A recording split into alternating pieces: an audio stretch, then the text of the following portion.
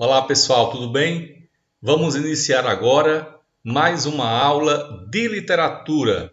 E o nosso tema de hoje será as várias faces dos poetas de 1930. Mas antes de abordarmos esse conteúdo, eu trouxe para vocês, nesse início de aula, um texto reflexivo, cujo título é A Fábula do Beija-Flor, de autoria desconhecida.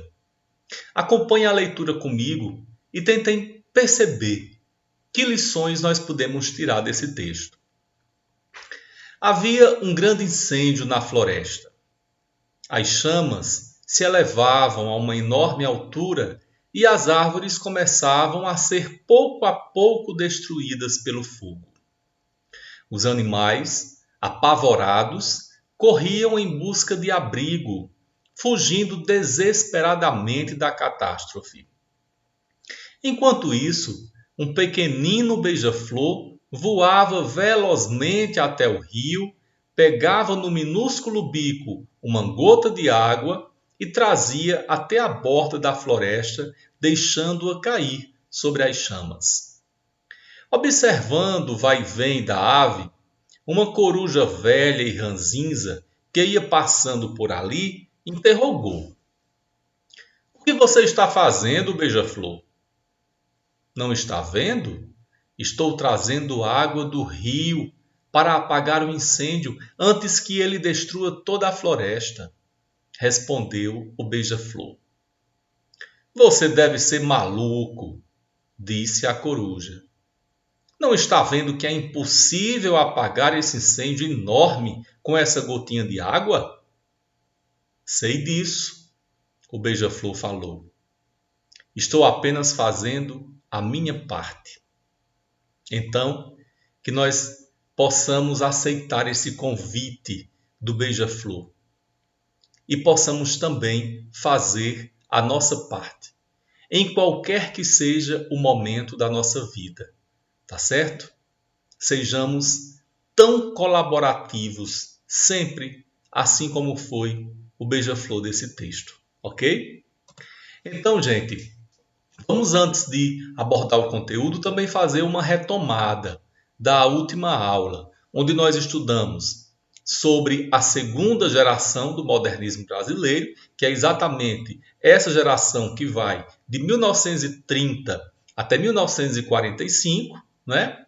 E nós vimos também quais foram os temas comuns à poética desse período. Lembrando que nós estamos estudando a segunda geração do modernismo brasileiro apenas no tocante à produção de poesias. Então, nós estamos conhecendo as poesias e os poetas da segunda geração do modernismo brasileiro. Nós vamos ainda, nas próximas aulas, conhecer os escritores da prosa modernista da segunda geração, ok?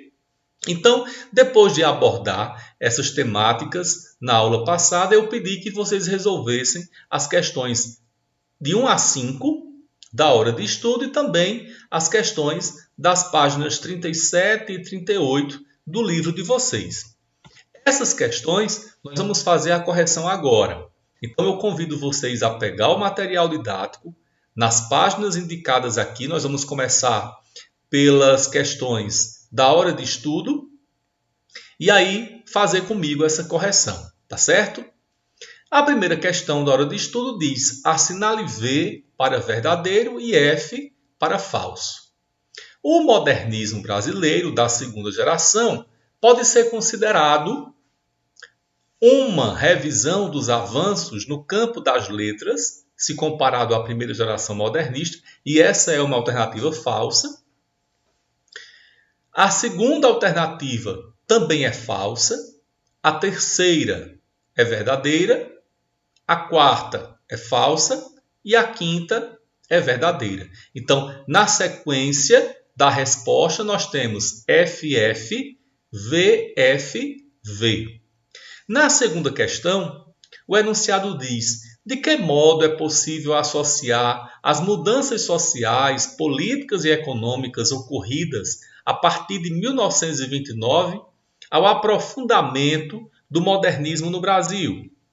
E a resposta é: o conjunto de fatos ocorridos a partir de 1929, com a quebra da Bolsa de Valores de Nova York, fez com que os modelos sociais, políticos e econômicos associados aos períodos da República Velha entrassem em crise.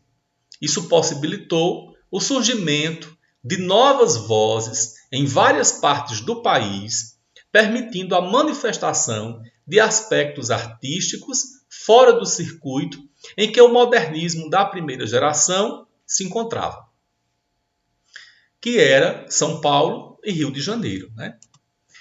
Na terceira questão, nós temos aqui um poema cujo título é O Falso Mendigo. E, com base nessa leitura, vocês responderam as questões que nós vamos corrigir agora, certo?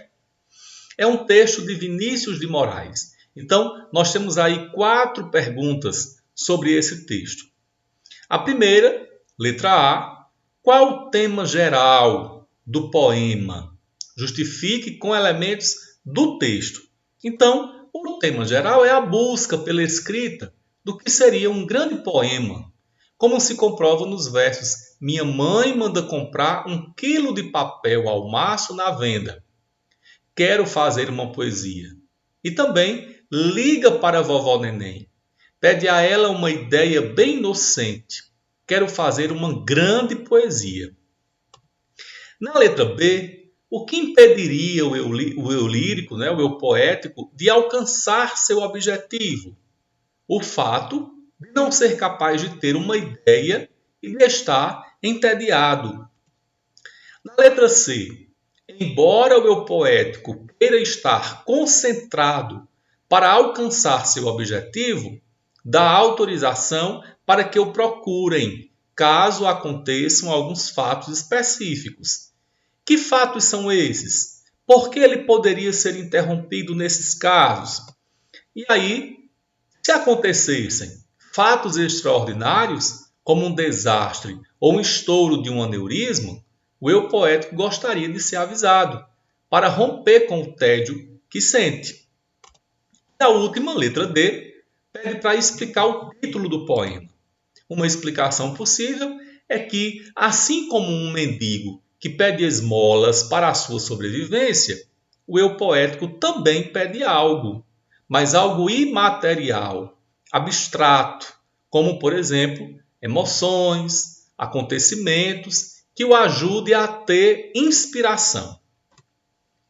Continuando aí na quarta questão, nós temos o texto 1, chamado Antigamente, de Carlos Drummond de Andrade, e o texto 2, que é um quadro, resumo, colocado para a gente as palavras do Arco da Velha, né? A expressão e o significado. Então, na leitura do fragmento do texto, antigamente, constata-se pelo emprego de palavras obsoletas, que itens lexicais outrora produtivos não mais o são no português brasileiro atual. Esse fenômeno revela que o léxico do português representa uma realidade linguística variável e diversificada. Portanto, a letra E. Nós temos também a quinta questão, onde diz o enunciado: o sentimento amoroso é um tema inesgotável e tem influenciado muitas das produções artísticas, incluindo a poesia e a canção. Leia os 2 textos abaixo e responda aos itens a seguir. Texto 1 é o Soneto da Separação, de Vinícius de Moraes, e o texto 2, também um soneto, mas de Chico Buarque de Holanda. Então, nós temos aqui 5 alternativas e a resposta, na sequência, é FF, VVV. As 2 primeiras são falsas, as 3 últimas verdadeiras. Voltando agora para a atividade das páginas 37 e 38 do livro de vocês. A primeira questão diz: leia as estrofes iniciais do poema de Cecília Meirelles e depois, com base nas questões propostas, reflita sobre ele. Então, o texto é Mulher ao Espelho e após a leitura desse texto, a letra A pede o seguinte: com base no título e na leitura das estrofes, identifique a temática do poema. Então, nesse poema, o eu lírico faz uma reflexão sobre a passagem do tempo e as marcas que deixa na aparência feminina. Na letra B, justifique sua resposta ao item anterior, transcrevendo um verso do poema. A sua resposta, claro, é pessoal, mas nós temos aqui sugestão de 2 versos que possam justificar a resposta de vocês. O primeiro é: quero apenas parecer bela. E o segundo: se tudo é tinta, o mundo, a vida. Na letra C, interprete pelo contexto do poema o sentido da terceira estrofe. Então, na terceira estrofe, o sujeito poético faz uma analogia entre a mudança de cor do cabelo e o fingimento proposto pela vida, em que as pessoas, em diferentes situações, precisam, de alguma forma, representar papéis. Fingir. Na letra D, é possível afirmar que a perspectiva do sujeito poético sobre sua própria experiência melancólica? Sim. Justifique sua resposta. Então, por que é sim?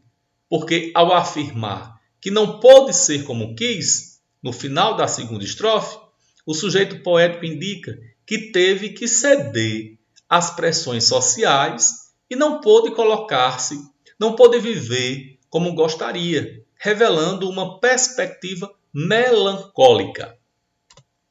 Continuando aí na questão 2, leia o poema e responda ao que se pede.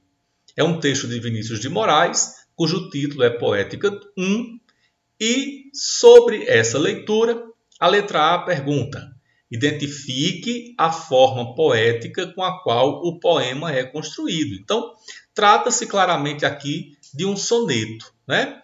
Ele apresenta 2 quartetos e 2 tercetos com esquema de rimas AB-AB, CD-DC, EFE, GFG.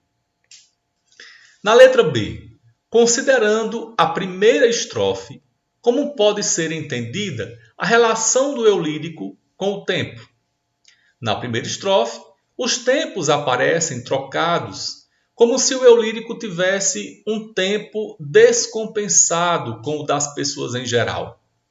Escurece de manhã, entardece de dia e anoitece à tarde, dando a impressão de que ele vive em um tempo próprio.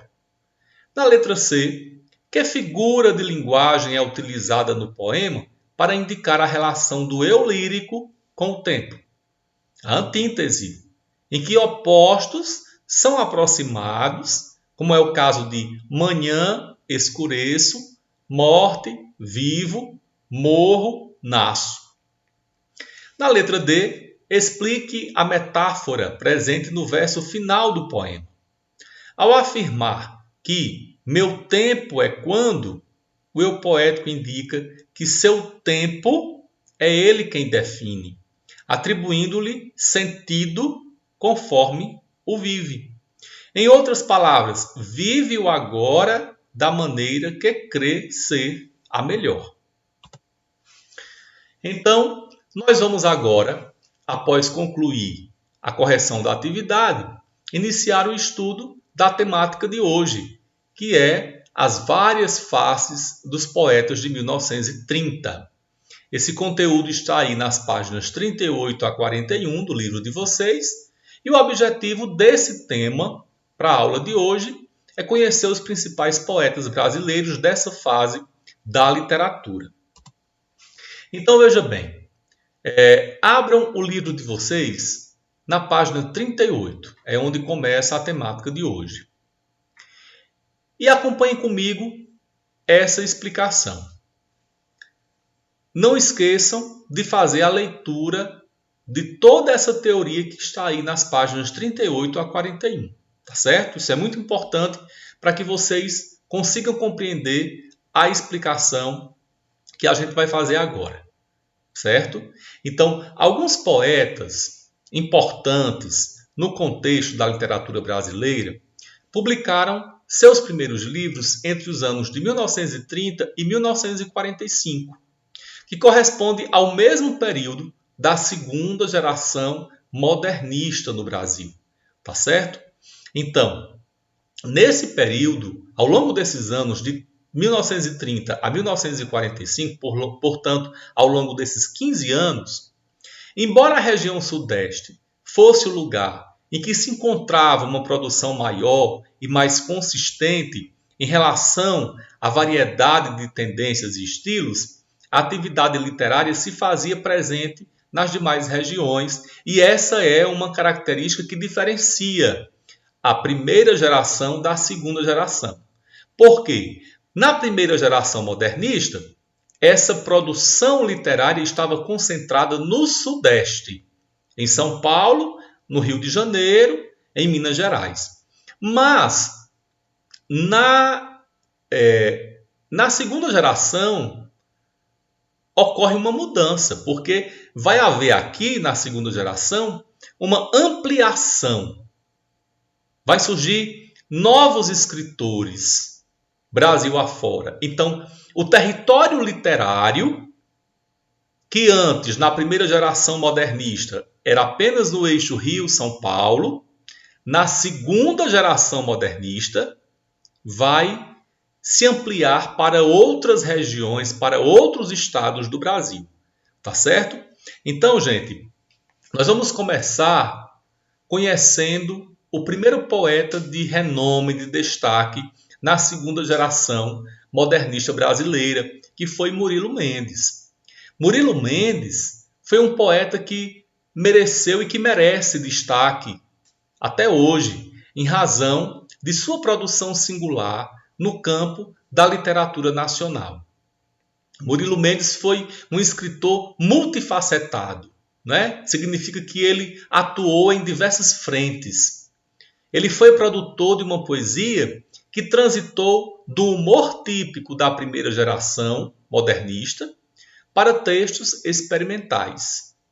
Então, boa parte da obra do poeta, porém, teve como elemento-chave o encontro entre o surrealismo e a religião, o qual lhe serviu de força motriz para a escrita de poemas de grande apelo visual. Um dos pontos que se pode apontar em sua escrita é o sentimento de liberdade criativa que lhe permitiu posicionar-se sempre próximo às gerações novas de poetas que surgiram ao longo dos anos. Então, a poesia de Murilo Mendes é uma poesia marcada por esse sentimento de liberdade criativa também. E essa liberdade criativa vai ao encontro dos textos experimentais. Quer dizer, ele utilizava essa liberdade criativa para criar textos sob uma nova perspectiva, né?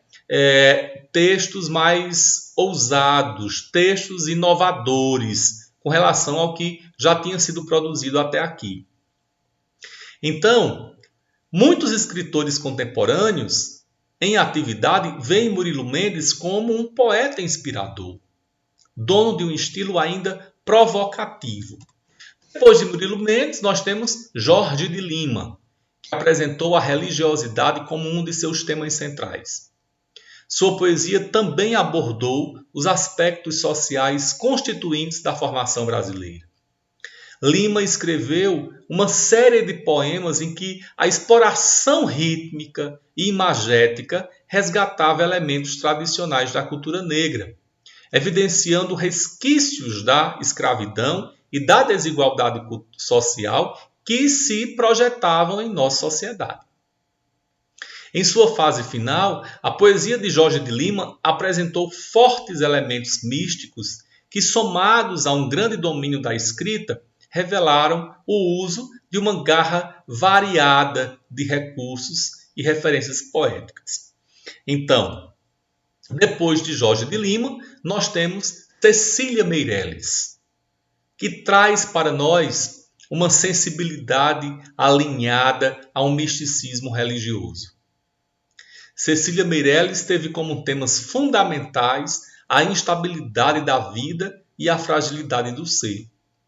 Observem que lá na correção da atividade, nós corrigimos uma questão, nós vimos a leitura de um texto que fala exatamente sobre isso, né?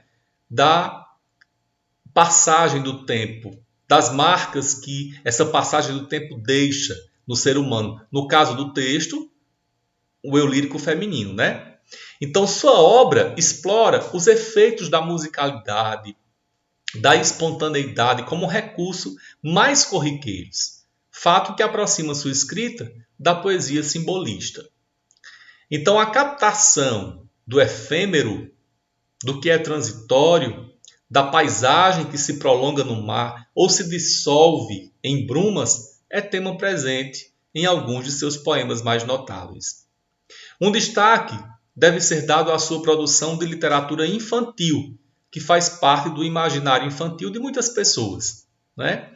E é importante a gente chamar a atenção para isso, porque quando se fala de literatura infantil no Brasil, é muito comum a gente lembrar logo de Monteiro Lobato, né? Mas Cecília Meirelles também tem poemas infantis muito bonitos, tá certo? Então ela se destaca também no cenário da literatura infantil, ok? Bom, depois de Cecília Meirelles, nós temos Vinícius de Moraes.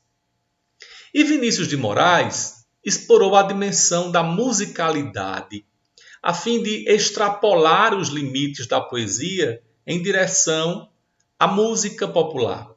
Sua poesia inicial, marcada pela presença de elementos religiosos, transformou-se aos poucos, passando a incorporar uma perspectiva material da existência.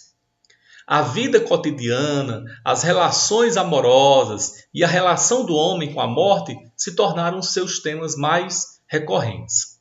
Além deles, as perspectivas social e crítica também estavam presentes em muitos de seus textos. Se destacou como um dos poetas da língua portuguesa que fez uso do soneto, que é esse poema de forma fixa, né? São 14 versos, divididos em 4 estrofes, sendo as duas primeiras de 4 versos, que a gente chama de quarteto ou quadro, e as duas últimas de 3 versos, que a gente chama de terceto.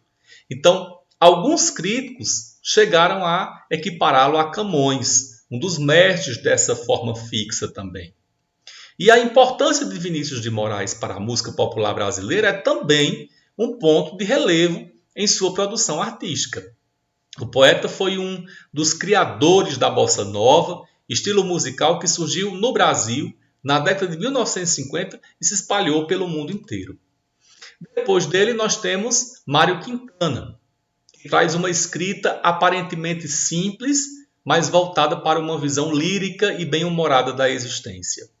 Sua temática ampla, que abordava com a mesma singeleza o amor, a velhice, a juventude, o cotidiano e a amizade, fornece um bom retrato desse poeta gaúcho que teve como seus pontos fortes não somente o domínio formal do poema curto, mas também uma perspectiva crítica sobre a vida e as relações sociais. Então, conhecendo esses poemas, esses poetas da segunda geração modernista, não são os únicos, nós vamos conhecer outros na próxima aula, tá certo? Nós vamos ficar por aqui, mas vocês vão resolver em casa as questões 6 a 8 da hora de estudo e também as questões das páginas 40 e 41 do livro de vocês, tá certo?